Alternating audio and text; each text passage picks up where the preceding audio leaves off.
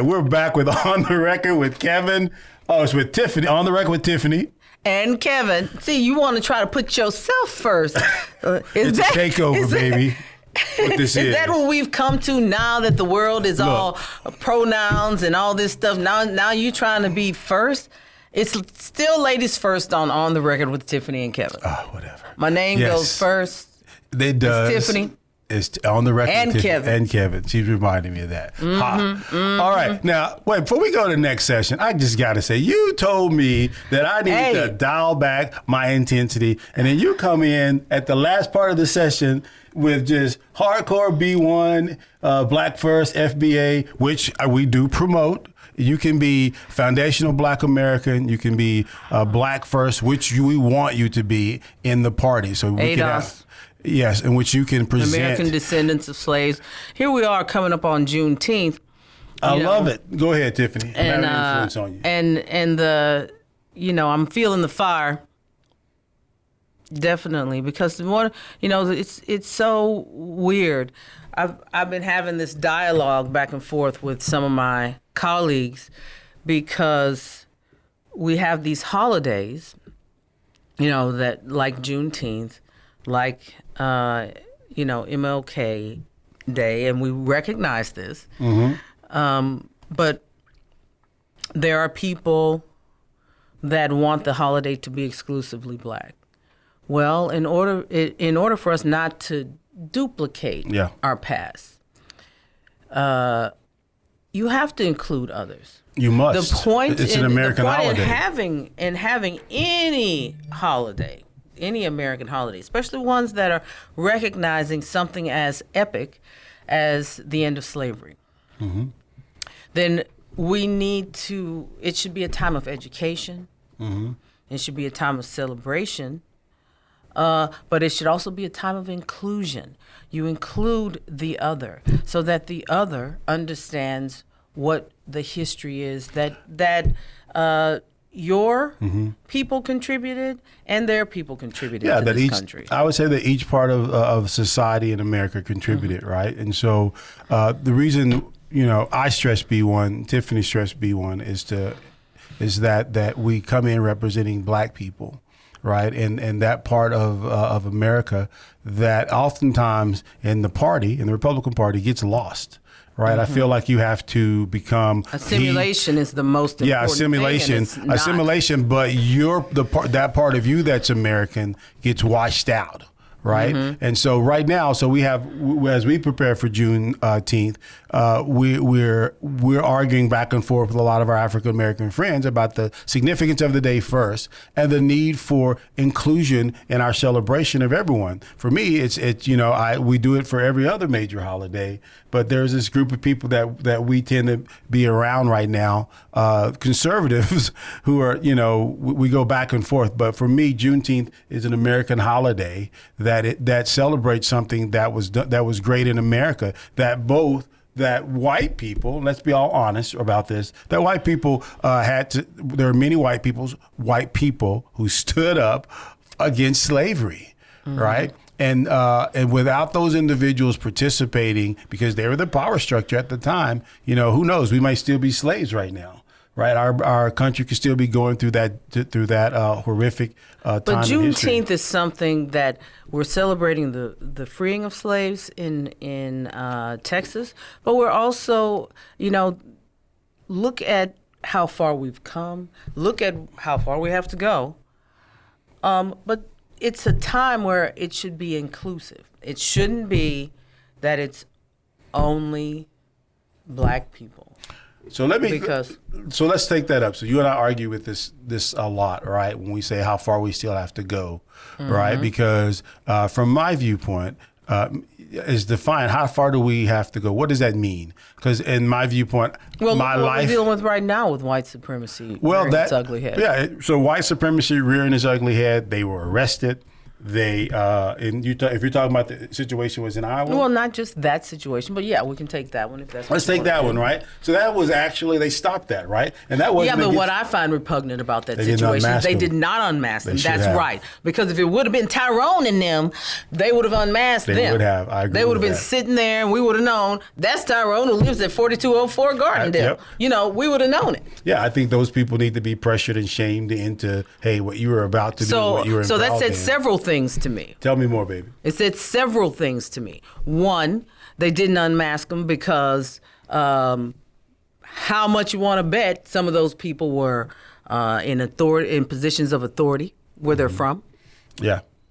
You know, and they were protecting their identity. So what are you about that you're protecting their identity?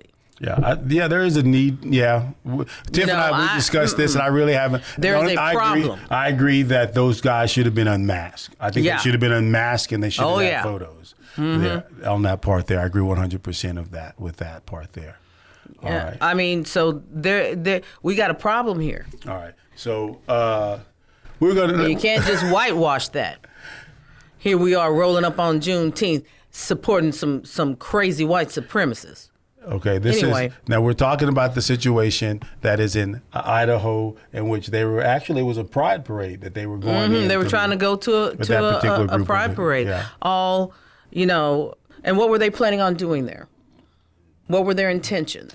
It's a misdemeanor is what they got them on. A misdemeanor is what they got them on. Okay, so let's switch right now. So let's switch it up a little bit. I just wanted to point that out. Because you already Tiffany. know I'm ready to burn them down. Disrespecting us on the Juneteenth. All right. So now, you have a few things coming up, right? Right now, here this week. So let's talk about that right now. And I'm sorry I got you all riled up. No, you're not. All right. Anyway. So what do you have policy, right? So you got some things you're presenting on? So in my day job, I'm with the Texas Kidney Foundation. Everybody knows that I've devoted my life and my time to fighting chronic kidney disease. Yep. I've lost 12 family members to kidney disease. Yeah.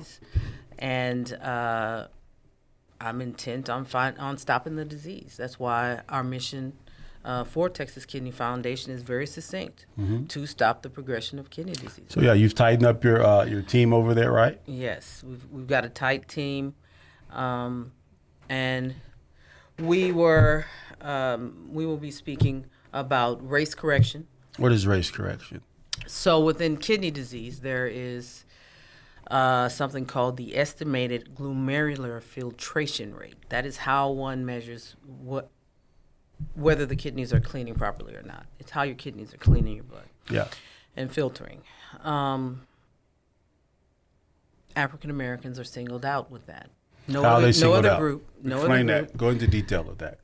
They're singled out. African Americans are given an adjustment in their testing, in their estimated glomerular filtration rate. So there's a number. So if you're African American and you go to your doctor, or you appear to be African American, because you could be Afro-Latino, and you go to your doctor, they're going to, when they test you, they're going to notate that. So let me explain that a little bit. The test then will be adjusted. Let me explain it real quick. So because you've been preparing for this presentation a while. So sometimes we get caught up in it a little bit. So what happens with the EGFR is there's an algorithm that they run. And so in 1999, when they initially developed the algorithm that they use when they test your blood, is that they had about 1,600 people. Yeah, 1,600 people were being tested, and of that 1,600, about 600 or so of them were African American. And so what they came back with when they were developing the number is that a majority of these individuals had a high creatinine level that they said they couldn't explain, but when you go back and read the original study, I just think they were lazy and didn't want to go back in and explain it. And so they got away by adding an additional index to make up for the difference, right? So when you do EGFR reading, they make up for if you're male or female, right? they'll add an additional number there because there's a biological difference, right? But they couldn't explain the difference between the majority of those who were in this test, and so they just added an additional number on it, right? Just overall, and that impacted people till this day in determining who's eligible for a kidney transplant, the different types of medication that they get on, and so most places have removed and how that. sick you are viewed as being. Yeah. So that's how you end up with people. And the practicality of that is, so if I mark African American, right, on mine, and I have my friend who marks, he doesn't even have to be white. He could be non-white. It's just black and non-white. So it's me, African American, and a non-white. So the difficulty here is that African Americans are singled out. There is no other group that they do this with. So that's one thing that's wrong, and it's based on a construct that isn't even real. It's determined by human beings, and so I'm presenting on that. And talking about that and about what we're going to do next, because the National Kidney Foundation and the American Society of Nephrology weighed in and said that race correction is. I think the JAMA.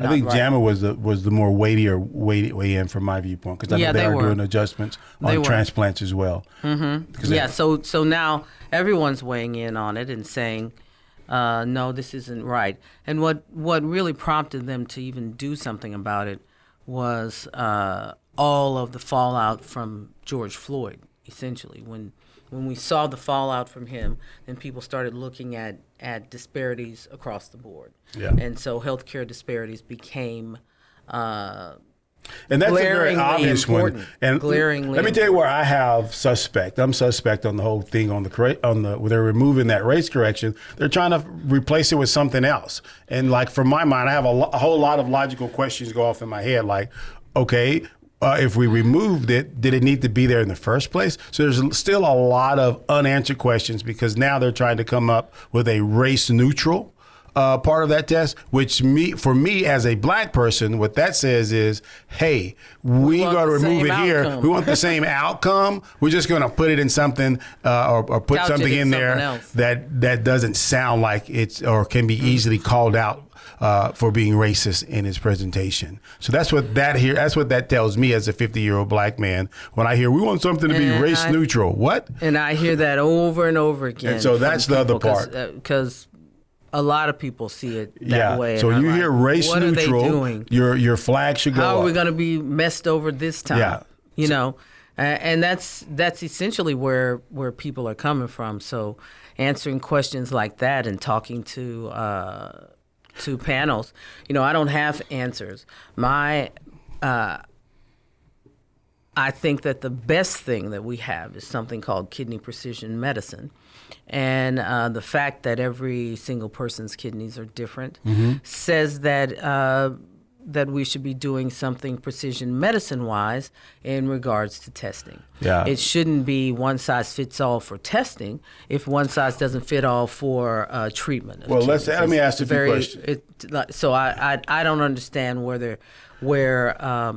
why that is not being utilized, as opposed to trying to find a blanket answer to testing for kidney disease, to better testing and more accuracy in testing. Yeah, more to come. Thank you guys so much for taking time out of your busy day to hear us talk. Hear my husband try to fire me up. So just remember, right, this is On the Record with Tiffany and Kevin, where we are black first, but still Republicans. The two are not mutually exclusive, right? So we believe you should sit at the power of at the table of power, right? Which in Texas, that is the Republican Party. If you didn't know that, you should know that. But you got to be able to speak truth to power. Yep. So when people are wrong, you got to be able to tell them that they're wrong.